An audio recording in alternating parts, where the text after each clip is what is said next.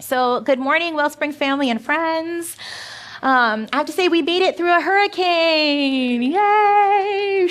and I know there's more wind, more storms to come, but I have to say I'm so thankful that I heard from so many of you that you were able to make it through without any huge damage, without a lot of stress. That's wonderful.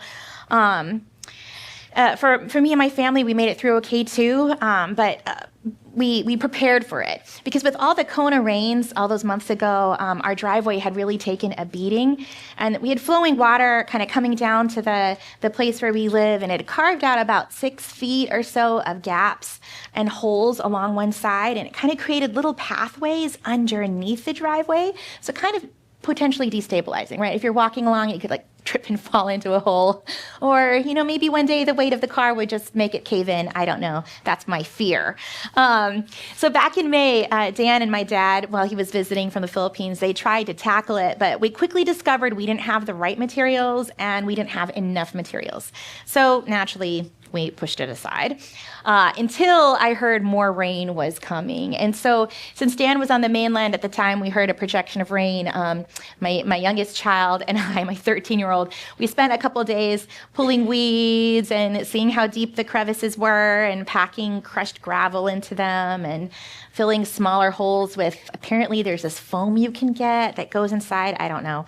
I didn't know any of this existed. And then we got mortar and we made mortar. Is that a thing? And then we just kind of sealed it all up and packed it in and we're like, hope it works. I don't know. I wish I knew more about home improvement and construction. So those of you that do, I'm ready to be taught. So thankfully we were able to get it in. I was able to cure before the rains came. And I think I have a photo of some of the holes. I didn't take a picture of them all. Just know you stick your arm in this one. There's about 6 feet of this. And then afterwards, this is kind of what it looked like. So we did some work. Oh, thank you. That was hard for me, don't you? Some of you, this would be so easy. You're like, oh, I can teach you to do that in a second. So it did hold. It held through the rains. And as we were working on the driveway, aside from thinking about how I could weave it into a message, I worked so hard. I was actually thinking about our Conversations with Jesus series because relationship is underneath almost everything we build together. Right? Relationship is kind of what holds things up, right? And whatever we decide we want to do together, whatever events we put on, however we reach our community, however we are in the world, it's all based off of the building ground, the foundation of relationship.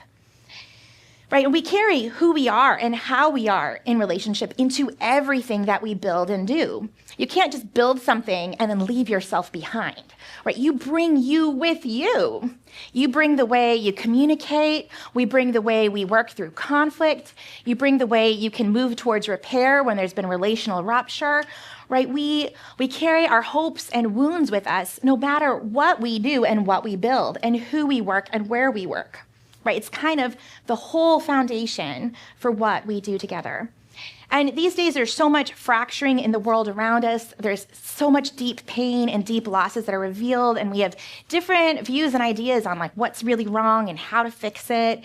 And that's resulted in friends not speaking to friends, much less to their enemies. And as we lean into opening the door here at Wellspring to what God has for us, especially as Wellspring turns 25 this year, and as we want to be lights in our community that have that good foundation of relationship, a healthy relationship with each other, we've been taking time to really look at how Jesus is in relationships, specifically learning about how Jesus is in relationships through looking at conversations with Jesus. Conversations with Jesus. Because eventually, at some point in time, the rains will come. Eventually, there's earthquakes that happen that can just shake you to your core. Eventually, there's a flood. Pressures of life can build up and kind of expose the widening cracks in our relationships. And one of those pressures that feels particularly weighty that many of us carry or have carried in our life is shame. These past couple weeks, I watched this particularly painful story unfold publicly around a Cambridge professor named Dr. Jason Arday. And there were all these allegations of plagiarism and dishonesty and sort of exaggerating about his personal life that kind of emerged. And then the story became the subject of basically like a media frenzy. And some folks might have wanted to call it accountability, like, hey, there's actually accountability for things like this. But it moved beyond accountability into perhaps something else entirely, like a lot of condemnation and group shaming. And instead of just talking about kind of what a person has done and seeking maybe accountability or more investigation for that, instead it became a really conversation about who this person is. So Arde resigned his position at Cambridge, but the stories continued. And then just a couple days later, after resigning his position, the 41-year-old father, husband, and son, he was found dead. His family said in a public statement made at a public vigil at Trafalgar Square in London, he said, "The public cruelty Jason was subjected to was too much for any man to bear." The public cruelty he was subjected to was too much for any man to bear. And I have to say, as I read that and kind of sat with his story this week, and kind of sat with the way it unfolded, in thinking about, whatever he may or may not have fabricated about his life or scholarship, in just a few days, his whole human life was crowded out by a mob verdict from the court of public opinion. He was shamed. I think you and I, when we are our most wisest selves, when we are our least reactive selves, most whole selves, you and I instinctively know that no human being can be reduced to like the worst thing they've done. No human being can be reduced to like the worst thing people have said they've done, right? But the thing is, that's exactly what shame does. Shame says, you are not welcome here. You are not good enough. You don't deserve to belong. Now, on its own, shame is just an emotion like any other. I do not want you to be ashamed at ever feeling ashamed. And although the emotion is neutral, what it does in us as we don't work with it is less than neutral. It's something that can be wielded towards others like a weapon to harm people. Right? It can tell other people, and through the way we act and through the way we show condemnation, it can tell someone that you shouldn't be here, you are not good enough. And I think if we were to be really honest, if this was a really safe space, we'd be really honest with each other, we would say that we know what it's like to carry condemnation or shame. I mean, perhaps we've just pushed it away or like want to think about it another day, but I think we all know what it feels like to be shamed. And sometimes even to make ourselves feel better, we participate in placing condemnation or placing shame on someone else. And that brings us to today's conversation with Jesus. An important part of our relationships, what do we do when shame rises up? And this is in John chapter 8. Now, before we read it together, you might notice that if you're opening in like a physical Bible or maybe on your phone, there might be little brackets around the story, or you might have little asterisks. And that's because this story is not found in the earliest manuscripts in the book of John, not in all of them. But it's an ancient story that was circulated widely in the early church. A lot of early church fathers and mothers wrote about it, spoke about it, referred to it. And eventually, as the manuscripts go on, you see this story emerging in them. And some of them don't even write it, but they put a little bracket around it. Like, this is where it would be.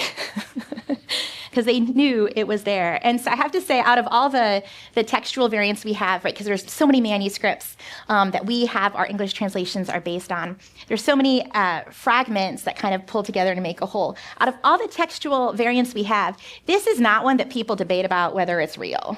This is one that pretty much universally all scholars are like, oh, yep, that's Jesus. Kind of like if it looks like a duck and walks like a duck, it is a duck. Is that how the expression goes?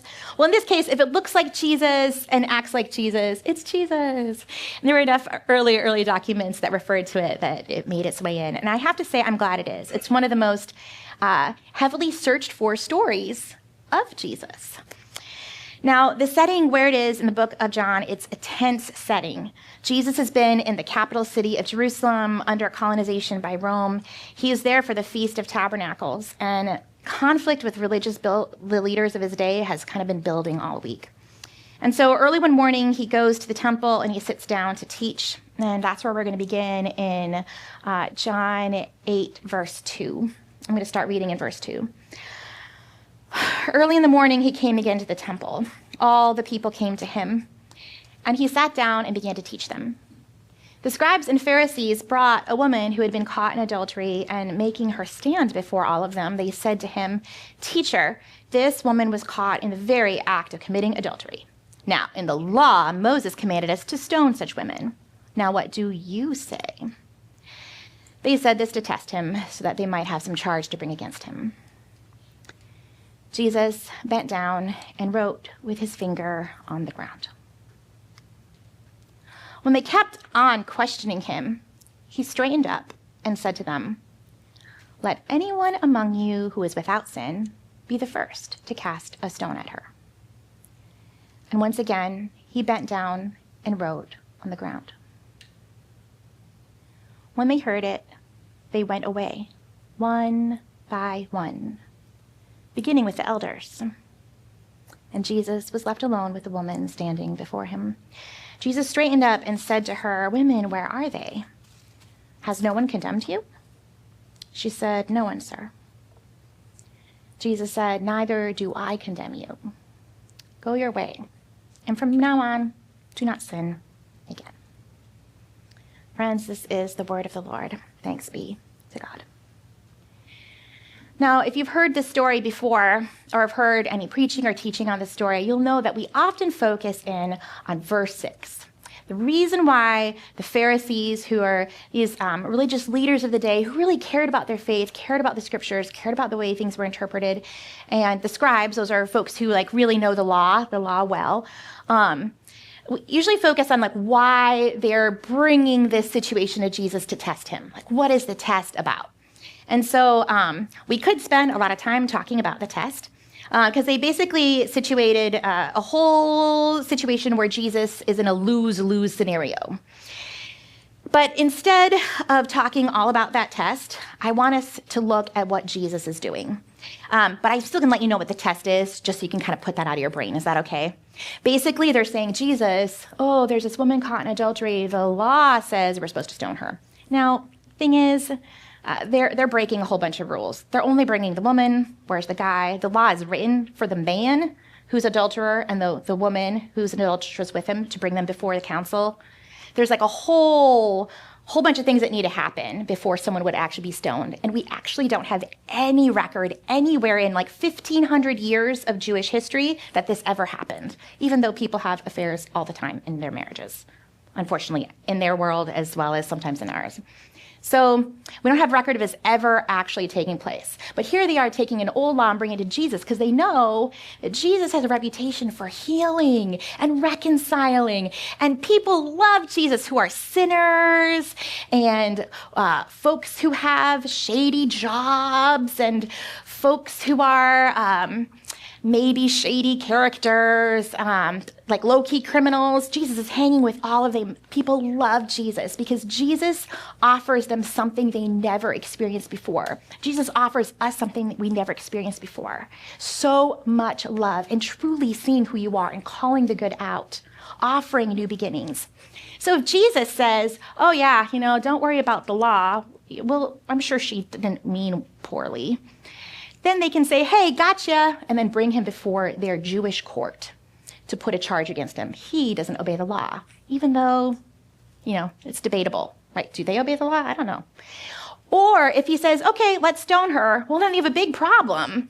What does it say about his ministry? Jesus, who's the healer and reconciler and the one who eats and drinks with sinners. Oh, that's not going to be great. People aren't going to like him with that. And then what about the Romans?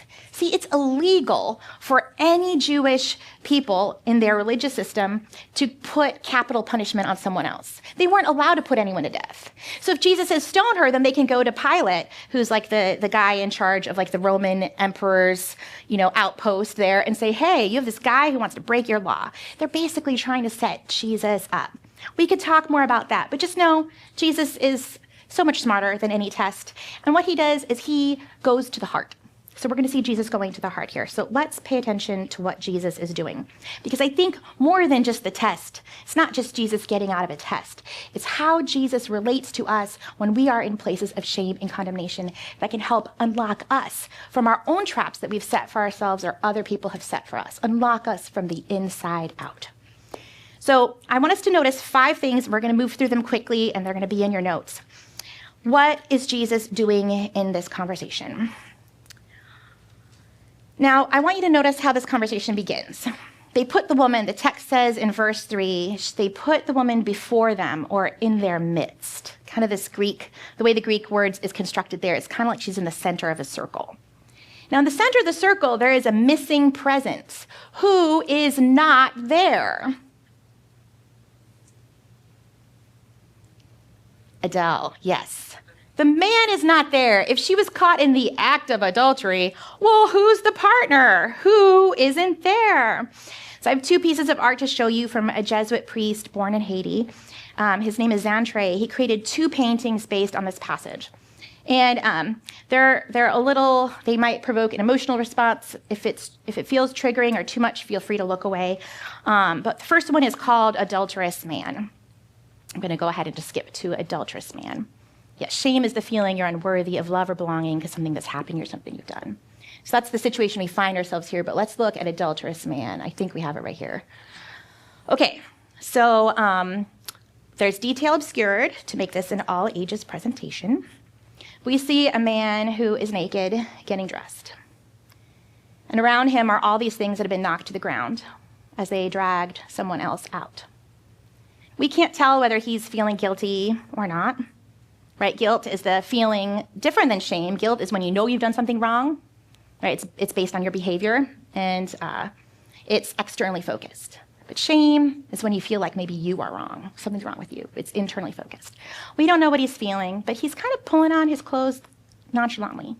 There's someone outside, but the someone outside isn't looking at him. They're giving him privacy. They're looking at what just happened, who was just dragged out that door. Then Xantre gives us the other half. It's called The Adulterous Woman and Her 35 Accusers. And if you were to count, I'll show it in just a second, you'll notice there's only 34 faces there. And it's because you and I as a viewer are the 35th face. It's a big difference in the photos, right? I mean, the art. She's been dragged into the public. She's been made a spectacle of. She's surrounded, exposed. She's not just a person who may or may not have broken a law or a norm, a cultural norm, but she's being defined by it.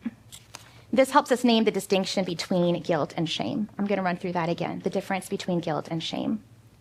Guilt is externally focused. I did something wrong, or I think I did something wrong, I feel bad about it.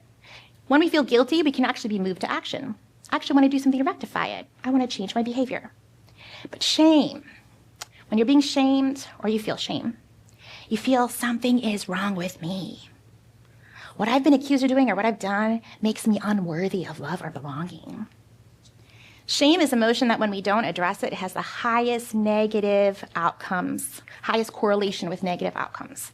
So like addiction, aggression, isolation.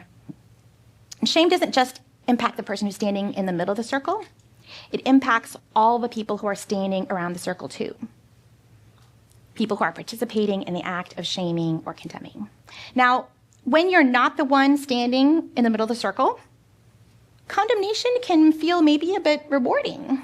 Neuroscience tells us that whenever you're participating in like shaming or maybe like punishing someone you perceive as a wrongdoer, it can activate your brain's reward system, your reward pathways. So righteous condemnation, you might feel like, can literally feel good. Joining a group against someone else can reinforce your belief that you belong to the good group. Shame can draw a circle around someone else and reassures you and me that we are safely standing outside it. But as we watch Jesus, let's see what Jesus does. He does not debate the ins and outs of the law. He does not question the woman with what she was doing. He does something else entirely. The first thing he does when shame rises is Jesus bends low. Jesus bends low. He does not join the circle of condemnation and shame. He resists the pull to debate. He doesn't try to justify his ministry, doesn't defend his way of being. He puts his hands in the dirt. So for each one of these fill in the blanks, I have 2 reflection questions. One is if you feel the pull towards condemnation. Yes, I know I feel the pull towards condemnation. I'm a judgy person by nature. So all the time, I have to resist the pull of condemnation and ask myself, what's that about? So there's a question for each one of these if you're feeling the pull to condemn someone. There's also a question if you're in that place of shame for you to hold. And I didn't make those fill in the blank in your notes so that you don't have to worry about trying to fill them all in. So Jesus bends low. He resists the pull to debate. And the invitation here for us is, when I'm drawn towards condemnation, what would it look like to resist the pull to join in? Where might I need to redirect my attention? What else needs my attention? And if you're the one carrying shame, a question here for you might be, can you imagine God drawing near to you rather than looming over you? Right? The woman is forced to stand, and Jesus stoops low. He doesn't loom over her. He doesn't leer at her. Next thing we see Jesus doing this passage, number 2 in your notes, we're going to keep it moving. Jesus writes. Right? He gets his hands in the dirt, reminiscent of how God created humanity to begin with, right? From the dust of the earth.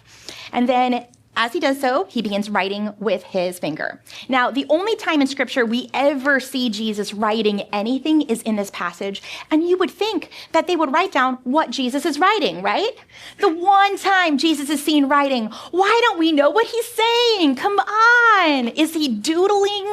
I want to know. Is he writing the law? Is he writing the sins of people who are there? Who knows? We could speculate on this all day, but at the end of the day, the storyteller does not tell us for a reason. And I think that's because the act of writing itself, the storyteller wants to draw our attention to that. Jesus is writing. And that's kind of how the law got there in the first place.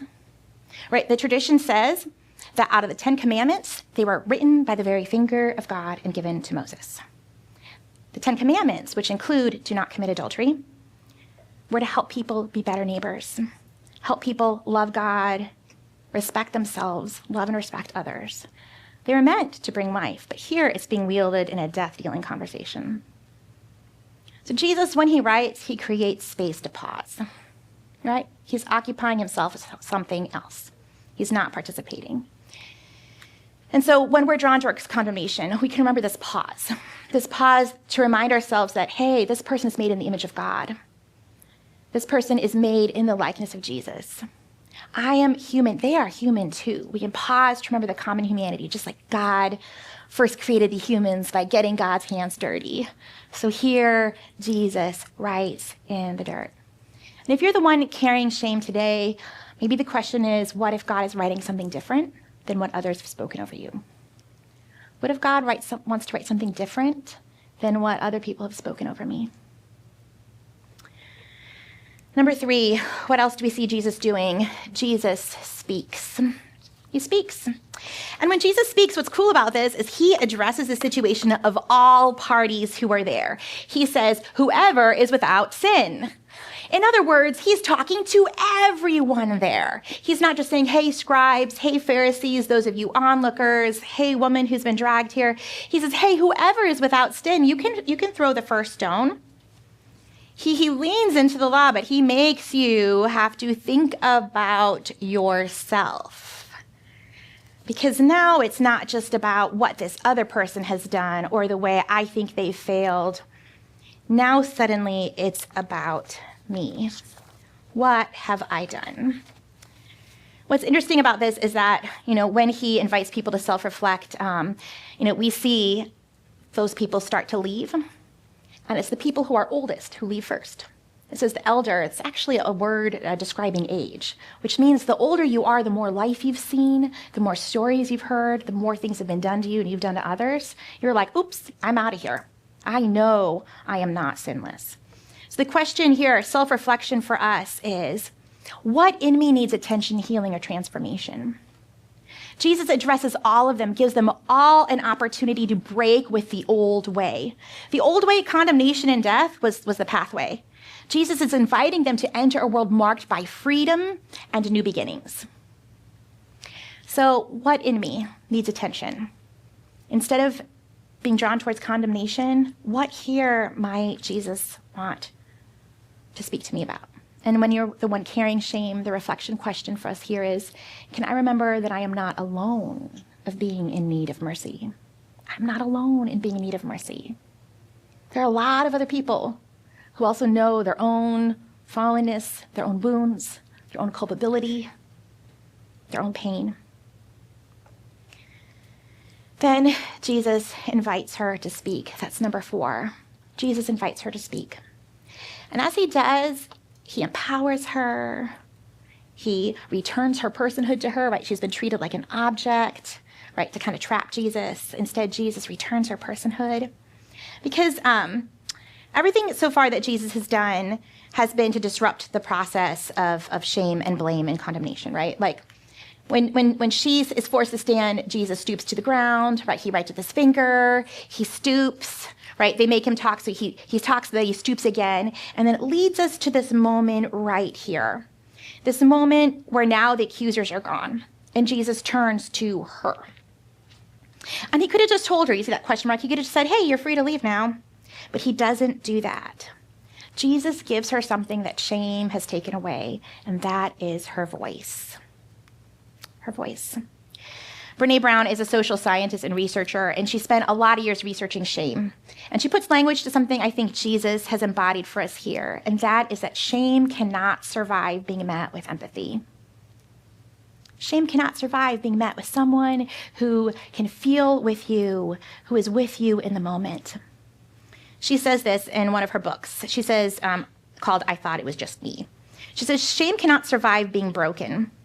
Sorry, shame cannot survive being spoken. It cannot tolerate having words wrapped around it. What it craves is secrecy, silence, and judgment. If you stay quiet, you stay in a lot of self-judgment. Shame cannot survive being met with empathy. What we see Jesus doing here is he is refusing just to keep the woman at a distance, but he's moving towards her experience. He knows this has got to be a tremendously traumatic event for her. He knows that she must be in shock at this moment. What he does is he invites her to speak. He rehumanizes her. Speak. So friends, when we are drawn towards condemnation, maybe a question for us might be, whose voice are we missing? Whose part of the story are we missing? In refusing compassion or empathy, what in my own story am I ignoring or hiding? And if you're the one carrying shame, what do I need to say to God? What do I need to hear from God? The last thing I see Jesus doing in this passage, number 5 in your notes, is that Jesus refuses to condemn. He shows mercy. He refuses to condemn, and mercy opens this whole new future for this woman, for all the people that now don't have to be burdened with her bloodshed. Now, remember we talked at the very beginning of this message, we talked a little bit about the difference between guilt and shame, right? Guilt can move us eventually towards repair, right? I did something wrong, so I want to move forward and do things differently. But shame, right, saying I am wrong, I don't deserve to be here, shame can make change really hard, actually. Brene says this, shame corrodes the very part of us that believes we are capable of change. So what Jesus does is he disarms shame as he says, neither do I condemn you. Jesus is opening up a new future for her. And as Jesus stands before each one of us in our circles of shame to say, neither do I condemn you, that moves us into a place where change is possible. Now, ironically, the only person in this whole courtyard who was completely sinless was Jesus. So he's the one who technically could pick up the first stone. And he's the one who didn't. He didn't. He says, you don't have to live as a condemned person. You can go, which means there's somewhere else for your life to go. It doesn't have to end today. And when he says, you can go and sin no more, he's letting her know from the depths of God's mercy that new possibilities are present for her. She can have a different pathway ahead for her. She does not need to be stuck. She's not destined for a bad end. but transformation is possible. Healing is possible.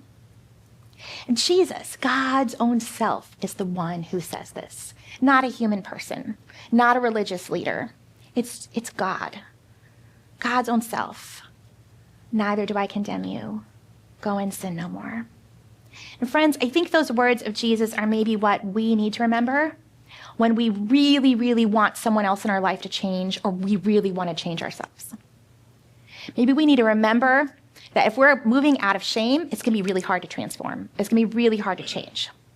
We need to let God meet us in our shame, meet us in those places that we just want to hide, meet us with the depths of God's care and compassion, be able to understand where we are, be able to forgive us and free us, and open up a new future. When I'm drawn towards condemnation, let's look at that reflection question. Is there anyone I struggle to imagine deserving forgiveness or a new beginning for? Yes. My answer is yes. What does that point to in me? And when I'm the one carrying shame, can I receive Jesus' words for myself? Neither do I condemn you. Go and sin no more. Let's just sit with that for a moment. Is there anyone you struggle to imagine deserving forgiveness or a new beginning? Can you receive Jesus' words for yourself?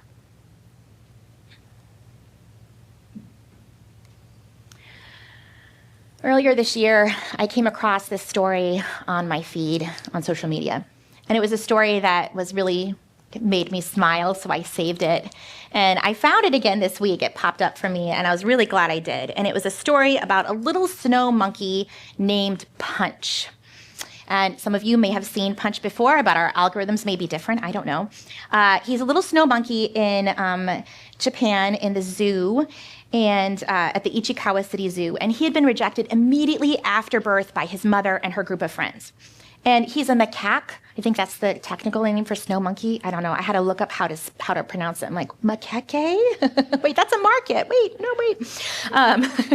He's a macaque, and they're a very communal kind of monkey. So without a mother to help him learn how to be in the group, he was the smallest and most vulnerable, and it meant that he was pushed away and bullied by the rest.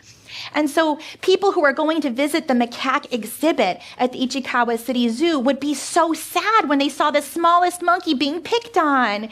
So people would take videos and go, oh, when they saw him like trying to have love and acceptance and being bullied. And so the zookeepers felt bad, and they had already been caring for him by hand because he was rejected by his mom. So this was early spring this year. They gave him an orange stuffed orangutan to be his friend.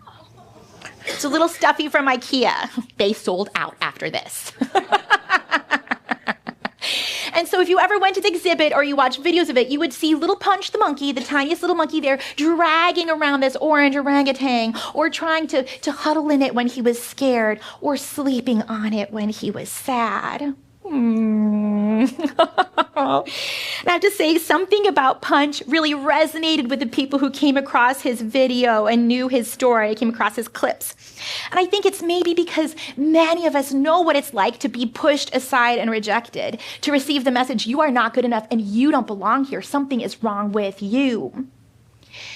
The thing is, Punch's story didn't end there, because everyone who saw his clips loved him. Not only did the orangutan sell out, someone donated like $100,000 for his care at the zoo. People wrote in, celebrities visited him. I think he has a musical that's being written about his life. I'm not even kidding you. It feels like that should be an SNL joke, but it's there. It's on Wikipedia. He has a Wikipedia page, folks. When he went viral, I think in March or something of this year, Google even put this thing on the search tab. So if you search for Punch the monkey, it would show little pink hearts coming up. It was like the whole world who knew about Punch was saying, we're cheering for you, Punch. We're cheering for you, Punch. And what I love about this is that even though we might know what it feels like to be that one pushed aside, we're cheering for him. We weren't like, yeah, Punch. You just don't go and die already, right? We have compassion in us. We have empathy. We're cheering him on. And I just think of how much more empathy and compassion God, who creates us, has for each one of us. When for some reason or other, the group says, you don't belong, there's something wrong with you, or something in us says, I don't belong here, I'm not good enough. Imagine the care and compassion of God, who says, everyone else might reject you, but I will not. I will not. I will come after you. I will feed you. I will care for you. I will call you my own. I will adopt you into my own family. This is what God does for each one of us when we are in our places where we've been set up in circles of shame. And this is what God does for us even when we are the ones on the outside of that circle, cheering on the shame and condemnation of someone else. Even when we're like the bad monkeys at the zoo picking on poor Punch. Even they benefit from the $100,000 gift. Dang, all those monkeys. Those macaques, they don't all deserve that. What's great about Punch's story, though, I do have to say this, is this summer he is stronger and bigger, and he's kind. There have been new baby monkeys that have been born in this enclosure, so Punch is no longer the smallest one. He's made friends with some of his siblings. And he's decided to kind of play a big brother role. We've seen video clips of him running after the baby monkeys, trying to groom them. He's not very good at grooming them yet. Making sure they're okay if a big scary crow comes. What Punch was given, he decided not to pass on. Rejection doesn't have to create more rejection. Shame doesn't have to create more shame. Condemnation doesn't have to create more condemnation. I have a picture here of him. I had to take a still from this video. This is Punch. He's the bigger monkey now, and he's gently touching the head of the smaller monkey. I think after that he pushed him, but it's okay. He's trying to groom him, and then a little pat, and then, okay, bye. Big brothers, don't become amazing overnight. Maybe some do. We have a wonderful big brother in our family. So friends, if shame or rejection, condemnation, if that's been part of your story, right, or if you recognize that pull in yourself to condemn someone else, I just want to invite you to name it silently within your soul in the safety of this moment, right? You are beloved by God. You are here in this safe place. People who care about you. It's okay to name it. It's okay to name it if you feel shamed or if you feel the pull of shaming someone else. What might it look like for you to let God love you today? Whether you identify more with the woman inside the circle, or with the circle surrounding her. After our sending song, we're going to have Pastor Dan and Cheryl Loetti from our prayer team. They're going to be over here by this tree, left over from our time hosting Hugs families, kids who are chronically or terminally ill, that were able to have a time of respite here while their parents, our guardians, were able to get a couple hours of a break. And so our tree is still here, and so we're going to stand underneath this tree, connecting us with our wider community, with God who cares for us. There's little animals there. I don't think there's a monkey, but there is a parrot inside. And you can receive prayer to encounter the living presence of Jesus, who loves us way more than we love Punch the monkey. Who wants to say, neither do I condemn you, who wants to free us from shame, wants to empower us to have new beginnings, to be able to go and not be stuck in sin, not be stuck in the same cycles of behavior. I also have a take-home worksheet that was created and hand-drawn by my friend Hillary from seminary. And she's a chaplain at Hawaii State Hospital. It looks kind of like this. This is a very poor photo I took of it last night, but you should all have one in your notes. And if you're worshiping at home online, I'm going to make sure to put it in the newsletter this week. I have to be able to scan it. But you'll notice at the very top of it, it has like a who are you? And it's using the image of kintsugi, which is the Japanese art of repairing broken pottery with the purpose of not hiding what was broken, not hiding the cracks. And what you're going to do is you're just going to follow the instructions on it, and there's things you're going to write inside your bowl. It's like your bowl of life. The bowl has a shadow. Those things are things that fears we have, things we've done, things that have been done to us that have made life painful or made us feel ashamed or rejected or condemned. And then you're going to crumple the paper up as you think about that. And when you're done, you're going to unfold it. You're going to look at all the cracks your bowl has. And you're going to just trace a couple of them with a different color marker, a gold marker if you have it. It's going to remind you that whatever is in your bowl, as well as the shadow, that there's good and that God deeply loves you. And there's this place to write in the box, write more about how you see God seeing you, I think. You'll have to read the instructions. The instructions are there with you. So I invite you, if you can, do this activity this week. It's another way of letting God love you. If there's any kids in the Ohana where you live, folks younger than you, older than you, this is a great opportunity to do this with others. They don't have to see what you write. You can just at least sit by each other with your crayons, write things out, crumple stuff up, draw in the cracks. So as we close with prayer, I invite you to receive even now the compassion of Jesus. Jesus, we know that shame and condemnation do not have the last word, because you do not let them have the last word. Rather, you invite us to step out and reclaim our voice, to move out of shame into the promise of mercy and new beginnings. Lord, as we get ready to move into the different aspects of this week with what we're carrying, with what we're holding, as well as our tendencies, whatever they may be, whether they be tendencies to judge or to distance or to reject. I pray that you help us learn from your posture. Help us learn from the way that you bend down low, the way that you got your hands dirty and wrote in the dirt. You created space. You reminded us that you are the creator.